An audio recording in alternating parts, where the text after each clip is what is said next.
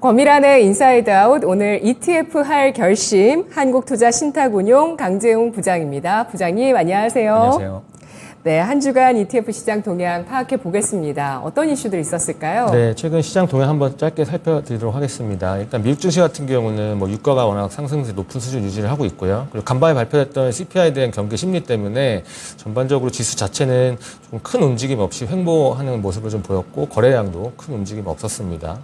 그 유가 같은 경우는 이제 감산 우려 계속해서 좀 지속이 되고 있어서 타이트한 수급 전망 기저에 좀 깔려 있고요. 그래서 유가의 상승 압력이 좀 강해지고 있고, 또 미국의 서비스업 지수 같은 경제 지표도 개선세를 소폭 좀 보이면서 인플레에 대한 우려가 다시 서물서물 좀 나오고 있는 상황이었고요. 시장에 관심이 집중되었던 지표가 간밤에 발표됐던 이제 미국의 8월 소비자 물가 지수 CPI였는데, 결과적으로는 이제 전월치와 전망치를 모두 상회를 한 전년 대비 3.7%의 상승을 했습니다. 네. 5월 이후에 최대 상승폭이어서 시장에서 약간의 긴축 우려는 좀 있었고, 또 전월 대비로도 또 0.6% 정도 상승을 해서 상승폭이 다소 좀 월간 대비로 좀 높은 편이었고요. 근데 이제 다행스러운 점은 이제 보통 연준이 주목하는 CPI는 이제 헤드라인이 아니라 코어 CPI인데, 코어 CPI는 이제 변동성이 높은 음식료나 또 에너지 가격을 좀 제외한 거거든요. 핵심만 보겠다 이거죠. 그래서 그 코어 CPI 같은 경우는 전년 대비 4.3% 해서 이제 전월 대비해서는 또 둔화된 흐름을 좀 보였습니다. 그래서 좀 걱정이 많았지만 또 나름대로 괜찮았던 선방했던 CPI 결과였다, 이런 평가가 나왔고, 그래서 간밤에 미국 증시 같은 경우도 다우지수를 제외하면 모두 상승 마감을 했거든요. 그래서 시장에 미친 영향은 좀 크지 않았고, 하지만 연준의 목표 물가치인 2%는 여전히 2배 넘게 상회를 하고 있습니다. 네. 그래서 생각보다 우리가 생각한 것보다 물가가 굉장히 스티키하게 좀 끈적끈적하게 붙어서 잘 안 내려온다, 이런 평가가 좀 많고요. 다음 주 FOMC가 있죠, 9월에. 그래서 지금 현재 그 CME 패드워치 상으로 보면은 9월 다음 주 FOMC에서 금리 동결 확률이 90% 정도 되기 때문에 거의 압도적이고요. 하지만 11월 FOMC 같은 경우는 한 반반 정도 됩니다. 금리 인상과 동결 가능성이. 그래서 11월로 갈수록 또 이런 물가 지표나 경제 지표에 대한 영향력이 계속해서 좀 커질 수 있을 것 같고요. 주목할 만한 지표 같은 경우는 이제 8월에 최근에 발표했던 8월에 이제 시간당 평균 임금인데 이제 지속적으로 하락을 했습니다. 그래서 전월 대비 0.5% 하락을 해서 최근에 실업률이 좀 높아졌죠. 노동시장도 둔화가 되는데 임금까지 깎이는 흐름을 좀 보입니다. 네. 오늘 밤에 이제 미국의 소매 판매 지표가 나오는데, 만약에 소매 판매가 부진하게 나오면 노동시장의 둔화가 소비시장까지 여파를 미친다, 이런 또 확산이 될 수 있거든요. 그렇게 되면 연준 입장에서는 또 경기 둔화 우려를 고려 안 할 수가 없기 때문에 9월 FOMC는 동결로 좀 크게 마무리가 될 수 있을 것 같고, 하지만 경제 지표가 부진하면 이제 배드 이즈 굿이라는 내러티브가 있습니다. 지표가 부진하면 이제 긴축이 좀 완화될 것이다 해서 주식시장에 좀 좋은 측면이 있죠. 그래서 위험 자산에 대해서는 조금 더 완화된 심리가 있을 것 같고요. 매크로 지표는 아니지만 이제 애플의 아이폰 16이 발표가 됐는데도 애플 주가가 좀 하락을 했습니다. 그래서 전반적으로 IT 업종이 최근에는 바라보는 시각이 좀 둔화가 된 것 같아요. 그래서 중국 정부의 아이폰 사용 금지 이후에 계속해서 애플에 대한 좀 어떤 안 좋은 심리가 좀 나오고 있는 것 같고요. 또 유가가 상승되면서 물가 우려도 커지고 있고, 또 이런 부분들이 증시의 어떤 방향성을 크게 잡지 못하게 하는 좀 요인이 되는 것 같습니다. 업종별로 ETF 보면은 이제 에너지 업종, 유틸리티 업종 같은 경우는 유가 상승 때문에 강세를 좀 보였고요. 반면에 이제 산업재, 원자재, IT 같은 경우는 좀 하락폭 좀 확대하는 모습이었습니다. 테마형 ETF 같은 경우는 이제 직전주에 이어서 지난주도 마리화나, 우라늄, 인도 주식, 그다음에 원유, 가스 같은 ETF들이 강세를 보였습니다. 네, ETF 가운데 에너지는 좋았고 원자재는 또 약세를 보였습니다. 일단 9월 FOMC에는 동결이 우세한데 11월에는 지금 전망이 반반이라고 해주셨거든요. 근데 연준의 책무인 이 물가와 고용 이렇게 봤을 때는 둘 다 내려가고 있으니까 뭐 11월에도 굳이 올려야 될까라는 생각이 드는데, 네, 여기에다 금융시장까지 연준은 보고 있다. 이런 얘기도 하더라고요. 맞습니다. 예, 네. 그렇기 때문에 어떤 흐름을 보일지 관건일 것 같고, 아직은 뭐 물가도 부담은 있고, 또 경기에 대한 어떤 우려감이나 불확실성이 좀 작용할 수 있는 네. 그런 좀 애매한 모습입니다. 자, 그렇다면 또 신규 상장 ETF 중에서 또 많은 화제가 됐던 신규 상장 ETF들도 포함이 되어 있고요. 이번 주는 좀 ETF 시장 신규 상장 주목받은 것 같아요. 네, 이번 주 화요일인 9월 12일에 국내 증시 6개 ETF가 신규 상장을 했는데 네. 채권형 1개를 제외한 5개는 모두 주식형 관련이었고요. 그래서 2차 전지하고 빅테크 관련 ETF가 국내 증시 상장이 됐습니다. 특이한 점은 이제 기존에 없었던 인버스 ETF들이 좀 상장이 됐어요, 이번에. 그래서 미국의 빅테크 7개 기업, 매그니피선트 7이라고 하죠. 이 기업들 주가에 반대 방향에 베팅하는 인버스 ETF가 출시가 됐고, 네. 그다음에 이제 시장의 화두인 2차 전지의 인버스 ETF가 동시에 상장이 돼서 2차 전지 같은 경우는 워낙 최근에 가격 변동폭도 컸고 많은 분들이 익스포저를 갖고 계시기 때문에 관심이 좀 높으셨는데 이제 어떻게 보면 상반기 주가 상승과 하반기 변동성 확대가 좀 예상되는 현재 시점에서 인버스로 포트폴리오 위험을 관리한다. 해지용 도구로 활용하실 수 있는 측면에서는 상품의 다양성이 좀 강화됐다라는 긍정적인 여론도 있었습니다. 근데 이제 2차 전지에 대한 워낙에 많은 분들의 관심이 집중되다 보니까 2차 전지 인버스가 이 관련 주들의 주가 하락을 야기할 수 있다. 뭐 이런 부정적인 여론도 동시에 나와서 현재까지도 좀 논란은 좀 되고 있는 것 같아요. 하지만 흥행에는 성공한 모습입니다. 이 2차 전지 인버스 ETF는 상장 당일에 개인 순매수가 250억을 상회할 정도로 굉장히 강력한 개인들의 순매수세를 하루에 좀 보여서 그간의 인버스에 대한 여론은 안 좋았는데 막상 상장을 하니까 개인들이 제일 많이 샀던 그런 아이러니한 상황을 저희가 관찰을 할 수 있었고요. 빅테크 관련 ETF는 저희가 뒤에 가서 다시 설명드리도록 하겠습니다. 네, 그렇습니다. 올해 상반기 미국에서도 우리나라에서도 쏠림이 있었는데 그게 바로 AI와 2차 전지였거든요. 네. 그에 대한 인버스 ETF가 이번 주 상장이 되면서 많은 주목을 받았습니다. 지금 뭐 얼마 들어왔다 말씀해 주셨지만 조금 있다가 또 2차 전지 인버스 ETF 이야기 조금 더 해보도록 하고요. ETF 스크리닝 들어가 보도록 하겠습니다. 글로벌 주식 ETF 수익률 동향 어떤가요? 네, 일단 주식형 ETF 중에서 성과 상위 살펴보면 이제 테마형 중에서 이제 직전주에 또 강세를 보였는데 지난주에도 대마초 관련 ETF가 굉장히 높은 상승세를 좀 보였습니다. 일단 미국 뉴저지에서 그 대마초 성분이 들어가 뭐 브라운이나 음료 같은 걸 공식적으로 판매할 수 있게 됐다는 보도가 나왔고요. 또 합법화된 지 거의 1년 반 만에 이렇게 식품을 판매할 수 있게 돼서 이제 굉장히 그 투자 심리 개선에 큰 기여를 했다라고 평가가 되고 있고 네. 또 전문가들에 따르면 이제 미국 내에서 대마초의 활용이 점진적으로 개선되고 있다는 점에 주목을 하고 있고 또 대마초 시장이 굉장히 활성화될 것이다. 지금보다 더 커질 것이다라는 어떤 전망도 나오고 있습니다. 그래서 이러한 뉴스가 한 3주 전부터 나왔는데 그 이후부터 지금까지 관련된 ETF의 상승세가 거의 한 평균적 30% 이상 넘을 정도로 굉장히 급등한 모습을 좀 보인 상황입니다. 네, 뭐 조 바이든 대통령 대선 때부터 관심 받았던 테마이기도 합니다. 우리 장에서도 테마주가 그때는 좀 형성이 됐었는데 요즘은 국내장 안에서 종목 움직임은 별로 없고요. ETF 쪽의 동향이 이렇게 또 강하게 나오고 있습니다. 대마초 합법화의 움직임에 따라서 보다 많은 산업들이 태동하고 있다는 점에 대한 기대감 나오고 있는데요. 자, 그러면 글로벌 채권 ETF 동향은 어떨까요? 네, 채권 같은 경우는 최근에 국채금리 자체는 높은 수준에서 횡보를 조금 하고 있고요. 예. 다행스럽게 어제 이제 간밤에 CPI가 좀 혼조세를 보이면서 국채금리는 약간 하락을 했습니다. 그래서 채권 시장에 미친 영향 크진 않았는데 한 주간 봤을 때는 이제 초장기 국채 만기가 긴 20년 이상 남은 잔존만기 20년 이상의 국채 위주로 좀 강세를 보였고요. 또 채권 대상으로 롱숏 전략을 활용한 ETF도 있어요. 뭐 예를 들어서 단기채는 숏, 장기채는 롱, 뭐 이런 식으로 만기별로 아니면 등급별로 롱숏 전략을 펼치는 채권의 ETF도 한 주간 높은 수준의 상승세를 보였는데 그럼에도 절대적인 상승세는 2%에 미치지 못해서 채권 시장은 주식에 비해서는 이번 주 좀 잠잠했다 이렇게 평가할 수 있을 것 같습니다. 네, 금리의 방향성의 변화가 있어야 채권 ETF 쪽에 반응도 더 크게 나오겠죠? 네, 맞습니다. 예. 자, 그러면 글로벌 부동산 ETF 쪽은 동향 어떻습니까? 네, 부동산 같은 경우는 워낙 금리 자체 수준이 좀 높게 유지를 하고 있기 때문에 고금리 여파로 전반적으로 상승폭 자체는 좀 제한적인 상황이었고요. 미국의 리츠 ETF 위주로 한 0.4% 내외의 약한 상승 상승세로 한 주를 좀 마감했습니다.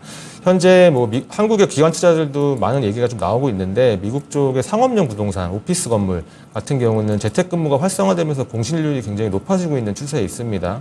그렇기 때문에 이들의 투자하는 리츠도 상대적으로 좀 투자 심리가 좀 둔화되는 측면이 있어서 금리가 급격하게 하락으로 전환하지 않는 이상은 부동산 섹터는 미국 쪽에서는 지금 현재 투자 심리는 크게 좋아지지는 않는 상황입니다. 네, 알겠습니다. 간밤에 달러 인덱스가 105달러 선 터치를 하면서 소폭의 상승을 보였습니다. 달러 강세도 최근에 횡보하고 있지만 계속 이어지고 있는 상황인데요. ETF 자금 동향 살펴보겠습니다. 한 주간 ETF 쪽은 어떤 심리가 나타났을지 자금 동향 알아볼까요? 네, 글로벌 ETF 시장의 자금 유출입 현황 살펴보도록 하겠습니다. 자산별로 살펴보면은 이제 지난주에 이어서 최근에도 57억 달러 규모의 자금이 순유입이 되었습니다. 전반적으로 투자 심리가 개선된 이 자금 플로우를 좀 알 수 있었고요. 이제 자산별로 봤을 땐 주식 쪽에 대한 순유입이 가장 컸고요. 네. 주식 내에서도 대형 성장주, 그다음에 임의 소비재, 글로벌 주식 같은 경우는 순유입을 좀 보였고 반대로 소형주나 필수 소비재, 신흥국 주식 같은 경우는 순유출을 보이면서 시총 규모별로 혹은 업종별로 다소 매매 패턴은 좀 차별화된 모습을 확인할 수 있었고요. 9월 FOMC를 앞두고 금리 인상 우려가 조금은 전반적으로 완화되면서 위험 선호 현상이 좀 강해지는 흐름을 지금 현재 플로어에서 좀 보실 수가 있고요. 채권도 주식 못지않게 유입은 되었습니다. 한 10억 달러 정도 유입이 되었는데 단기 국채 위주로 순유입이 돼서 최근에 단기 국채의 금리가 장기보다 더 높은 수준을 유지하고 있는 상황인데요. 단기 국채 투자해서 금리 변동성은 낮추고 어떤 일들을 취득하려는 그러한 투자자들의 심리를 읽을 수가 있었고요. 반대로 회사채 ETF에서는 또 순유출이 있었어요. 최근에 회사채 같은 경우는 경제 지표가 조금 좋게 나오는 부분도 있어서 스프레드가 축소가 됐고 이제 그에 따라서 채권 가격이 좀 오르는 상황이어서 회사채 스프레드 축소에 따른 자본 차익 발생한 걸 차익 실현하는 목적의 순유출세로 좀 확인이 됩니다. 네.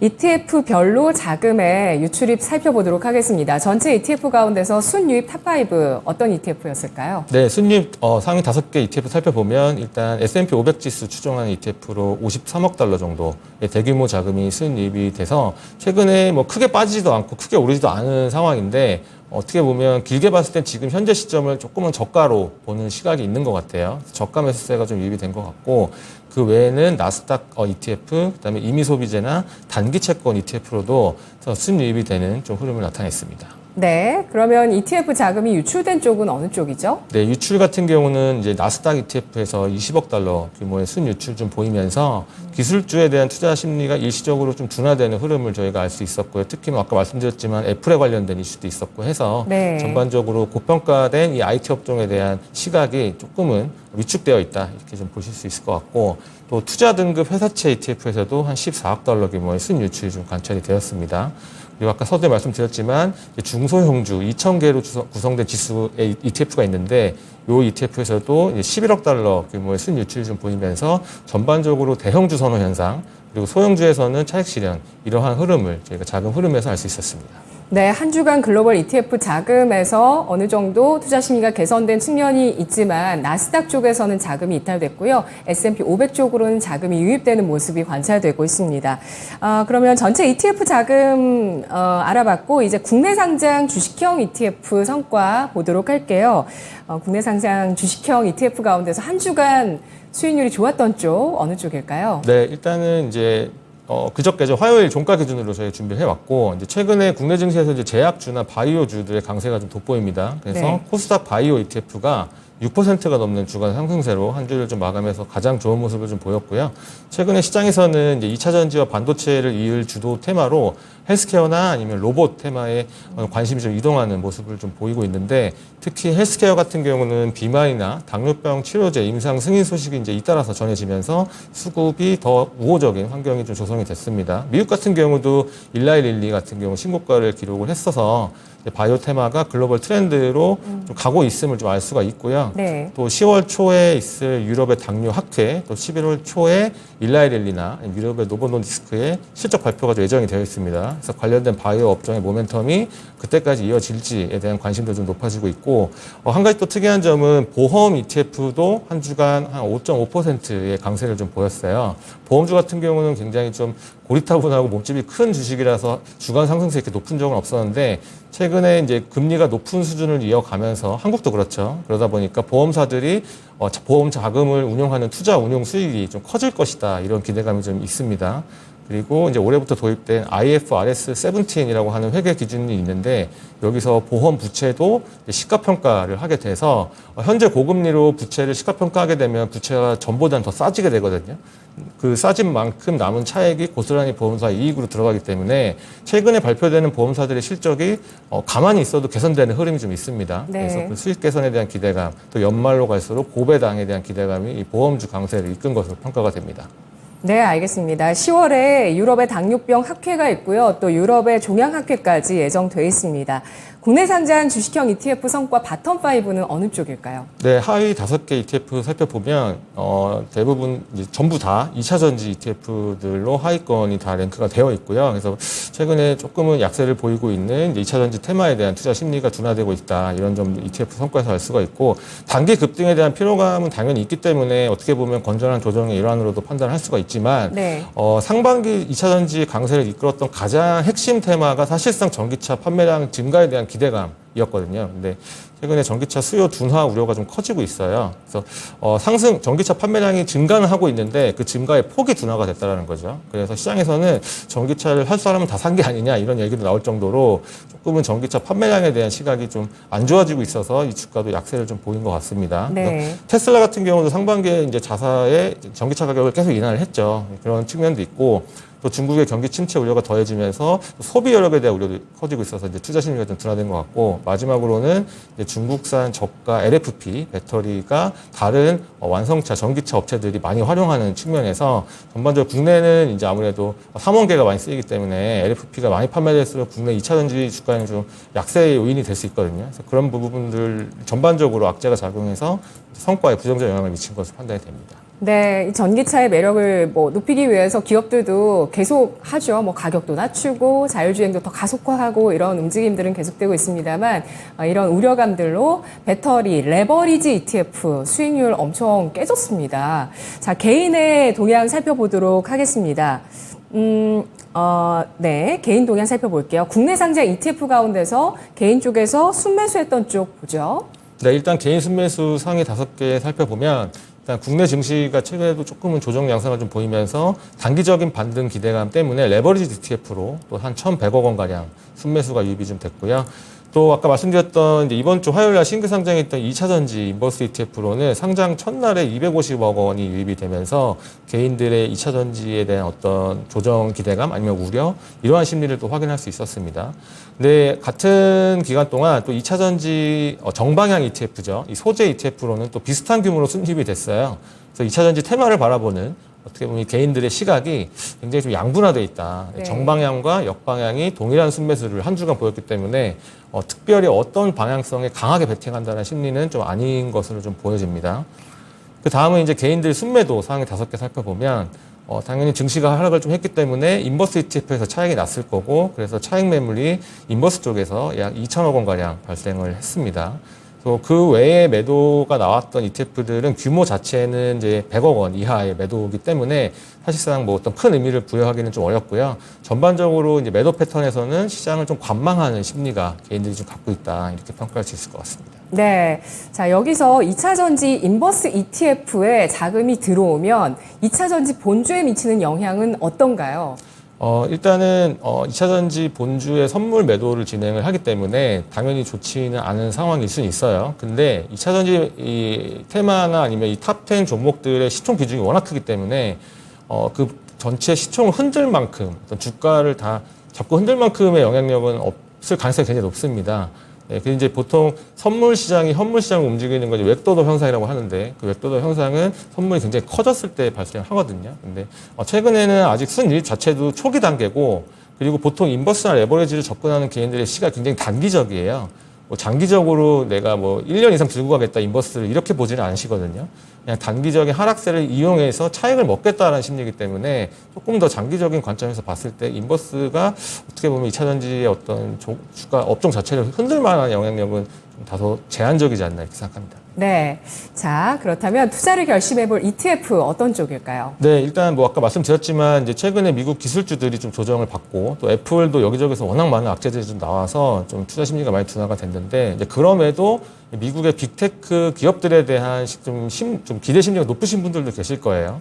그리고 관련된 AI의 어떤 혁신이 앞으로도 계속해서 이어질 것이라는 믿음도 좀 있으실 수 있어서 오늘은 이제 미국의 빅테크, 그 중에서도 매그니피선트 7이라고 불리는 7개 빅테크 종목에 투자하는 ETF하고 또 이들 주가의 레버리지 ETF도 있고요. 그다음에 반대로 반대 방향에 투자하는 인버스 ETF까지 같이 소개해드리도록 하겠습니다. 네.